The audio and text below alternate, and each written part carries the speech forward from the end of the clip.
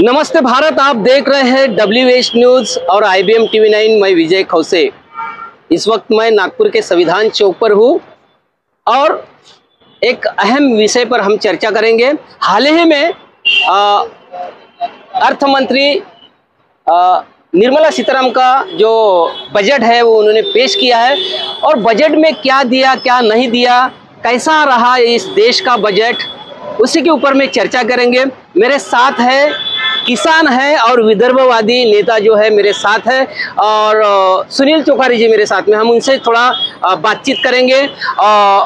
सुनील जी, हमारे दोनों चैनल में आपका स्वागत है। आपका भी स्वागत है। हाल ही में अभी जो देश का बजट है, किसी ने बजट को अच्छा कहा है, किसी ने बुरा भी कहा है, आलोचना भी की है। इस बजट के ऊपर में हम अभी बात करेंगे। आपके हिसाब से इस देश का जो बजट है ये कैसा रहा, कैसा बताएंगे, कैसा देखेंगे इस बजट को आपको? देखिए, मैं सरकार का तो आदमी नहीं हूँ। बिल्कुल, आप किसान हैं। हम किसानों की बात करेंगे और इस देश के गरीबों की बात करेंगे, दलितों की बात करेंगे। बिल्कुल। और हम जो चौक पे खड़े हैं, वो तो संविधान चौक, जिनका नाम डॉक्टर आम्बेडकर है और उनके देश में करोड़ों फॉलोअर्स है। बिल्कुल। तो वो चौक पे हम खड़े हैं। तो इस बार का जो बजट आया तो उसकी बहुत चर्चा हो रही है और आप भी उस चर्चा में कहीं ना कहीं बहुत लोगों को मिले होंगे। मैं थोड़ा अलग बात करना चाहूँगा। बिल्कुल। देखिए, ये हम जिस प्रदेश में रहते हैं उसमें सबसे ज्यादा किसानों की आत्महत्या हुई है। बिल्कुल, विदर्भ में तो ज्यादा ही हुई है। और ये बजट देख के कौन से किसान ने बीज बोया, ये बताओ मेरे को। ये 75 साल में कोई भी किसान ने बजट देख के बीज नहीं बोया। क्या किसानों के हित का बजट नहीं है, आपको ऐसा लगता है? देखिए, एक तरफ हम बोल रहे हैं कि हम वर्ल्ड में बहुत फेमस हो रहे हैं। मोदी जी का आजकल स्टेटमेंट आया कि वर्ल्ड के सबसे बड़े आदमी। मैं उस चीज को नकारता हूँ। मैं मोदी जी का प्रधानमंत्री करके उनका आदर करता हूँ। बिल्कुल बिल्कुल।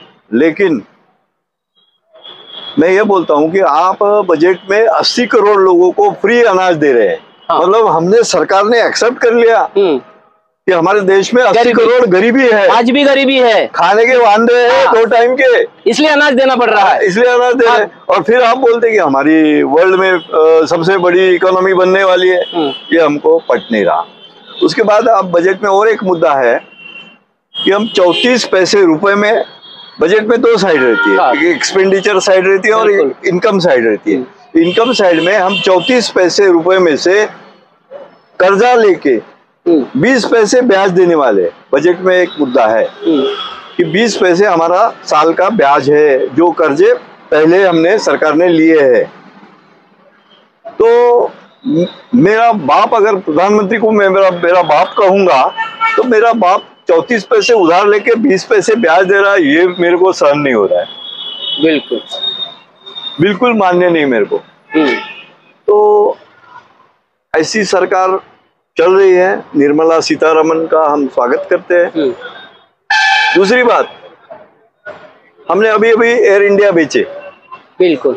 और हम और भी कंपनियां बेचने वाले हैं। तो निजीकरण किया है, आप बेच रहे बोल रहे हैं। तो उसका जो पैसा आ रहा है तो क्या ये भूखे लोगों को खिला रहे हैं? तो मेरा बाप क्या कर रहा है, बिल्डिंगें बेच के भूखे को पेट भर रहा है। तो ये हमको पटता है क्या? आप भी पत्रकार हो, आपको भी पटता है क्या कि आप घर बेच के बच्चों को खिलाओगे तो बेटे क्या बोलेंगे? नहीं, अरे मेरा बाप तो पूरा बर्बाद हो रहा है और हमको भी बर्बाद कर रहा है। तो ये मेरी भावना है ये बजट के बारे में। इससे ज्यादा बोलने की। चौखारी जी, आप खास करके मैं बोलूंगा कि आप किसान हो, सरकार ने इस बजट में किसानों के लिए क्या करना चाहिए था कि ताकि किसान की जो निकली हुई उपज को भी भाव मिले। बीज बोने के समय में उसके बहुत सारे रेट रहते हैं, 3 बार फसल किसानों को बोना पड़ता है, उनके खेती को बिजली नहीं मिलती है, तमाम सारी बातें किसानों की है। उसके लिए सरकार ने इस बजट में क्या करना चाहिए था? देखिए, अपना बजट जो है देश का करीब 42 लाख करोड़ का है। बिल्कुल। और उसमें 140 करोड़ हमारी जनता है। बिल्कुल। अब 42 लाख करोड़ और 140 करोड़ जनता, तो आप इसको गुणा भाग कर लीजिए तो आपको हर आदमी के पीछे कितना पैसा बजट में आ रहा है वो पता चल जाएगा। आपने कहा किसानों के लिए बजट में क्या है, महात्मा फुले को याद करो, बिल्कुल, जिन्होंने लिखा था आसूड, शेतकऱ्यांचं आसूड, है ना। शेतकऱ्यांचे आसूड, हाँ। तो उस वक्त से किसानों की लूट चालू है। उसके बाद डॉक्टर आम्बेडकर, उसके बाद पंजाबराव देशमुख और किसानों के नेता। तो मेरा एक किसान का नेता बनते हुए या जो भी आप कहेंगे, मुझे दुख होता है कि हम पराभूत किसान के नेता है। बिल्कुल, क्योंकि हमारे देश में अगर आत्महत्या हो रही है तो हम क्या नेतृत्व कर रहे हैं उनका, और उनको हम बचा नहीं पा रहे हैं। कृषि प्रधान देश कहते हैं, और हम कृषि प्रधान देश कर रहे हैं। हालांकि किसान ने हमारा उत्पादन तो जरूर बढ़ाया है, हाँ। लेकिन किसानों की गरीबी और गरीबी हो गई है। आपको आपके माहिती के लिए बताऊं कि पहले एक ऑक्सफैम करके एक संस्था है जो डेवोस स्विट्जरलैंड की है, तो उन्होंने एक रिपोर्ट आया एक 15 दिन पहले, उसमें कहा कि हमारे देश की 40% जमीन और उत्पादन के साधने 1% जनता के पास है। मतलब आप 12 करोड़ किसान के पास 60% जमीन रह गई और 1% जनता, मतलब लोगों के पास 40% जमीन आ गई।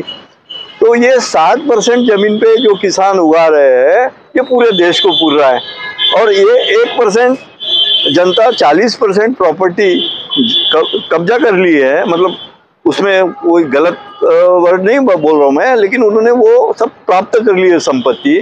तो हमारा ये कहना है कि ये कब तक चलेगा, और ये संविधान के अंतर्गत हो रहा है, तो हमको कहीं ना कहीं संविधान में प्रावधान करने की जरूरत आ गई है कि जिसमें ये पूरी संपत्ति पे कल जाके कब्जा हुआ है।